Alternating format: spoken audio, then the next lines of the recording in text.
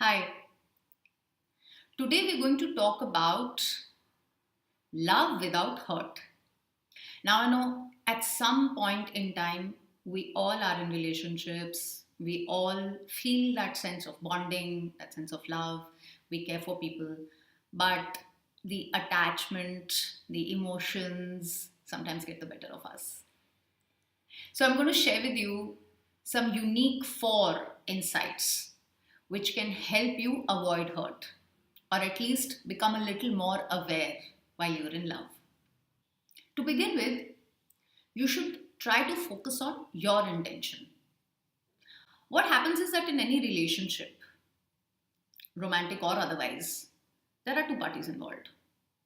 And we start expecting something from the other party because we feel that there's a very, very high sense of bond and understanding, and that person should be able to read our mind.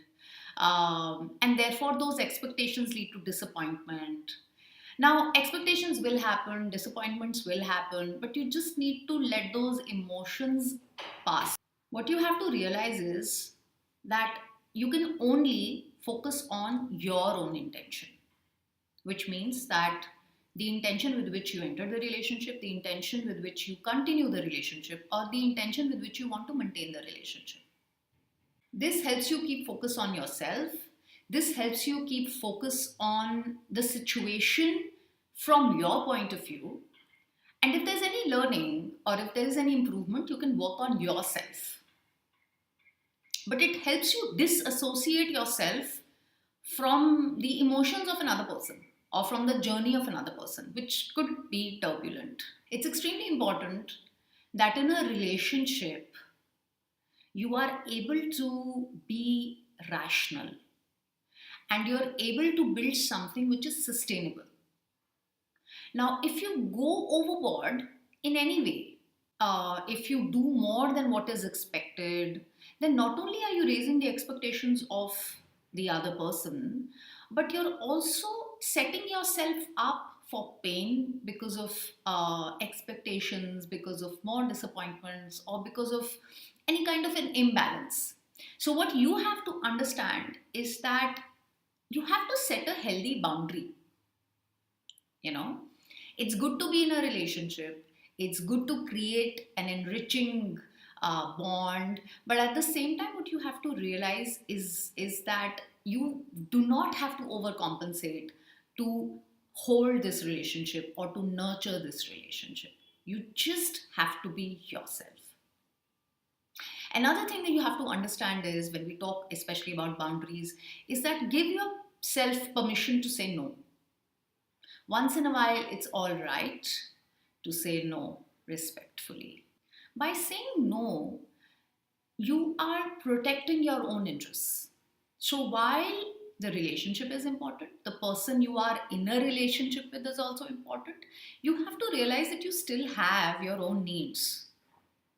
So by having a boundary, by saying no at the right time, you are standing up for yourself, and that is extremely, extremely important, especially if you want this to be a sustainable relationship.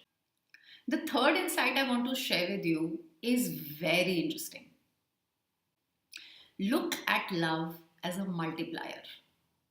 Don't look at it as something that adds to you.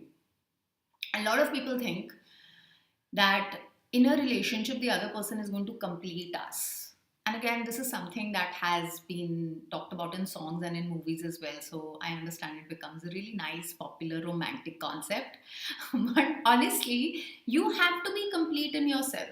If there are any skills you need, if there is any learning you need, if there's any work that you have to do on yourself for your goals, you'll have to do all of that on your own.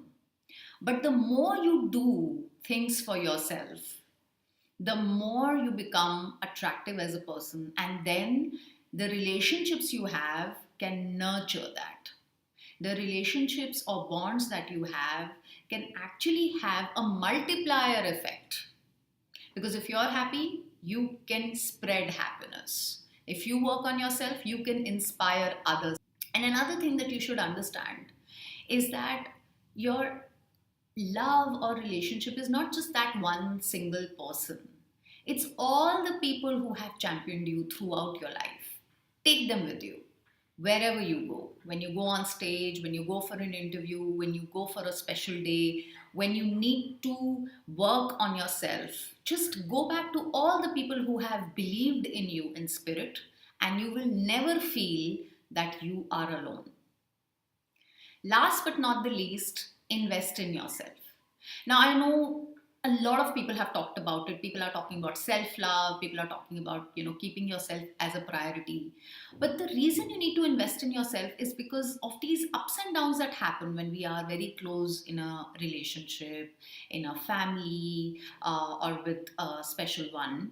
Sometimes we ignore our own needs, and by doing that, over years, we actually deplete ourselves. We deplete our self esteem, and we don't even realize it till the time it becomes really late. So, ensure that when we talk about lover relationships, your first relationship is with yourself. That does not mean that you become selfish, but that means that you have to realize that your core is within. So you have to look at your goals properly. You have to look at how you want to invest in yourself properly and keep that as a priority. There are some very simple ways of ensuring that you have some rituals for investing in yourself. Offer gratitude to yourself, either in the mornings or in the evenings. Keep a journal. Write about all the wonderful things that you do for yourself, for others, so that it's a constant reminder to how wonderful you are as a person and the great, wonderful things that you're doing. Another idea that I recommend to a lot of people is to have your personal declaration. And you can write it down, you can put it on a wall, you can record it for yourself.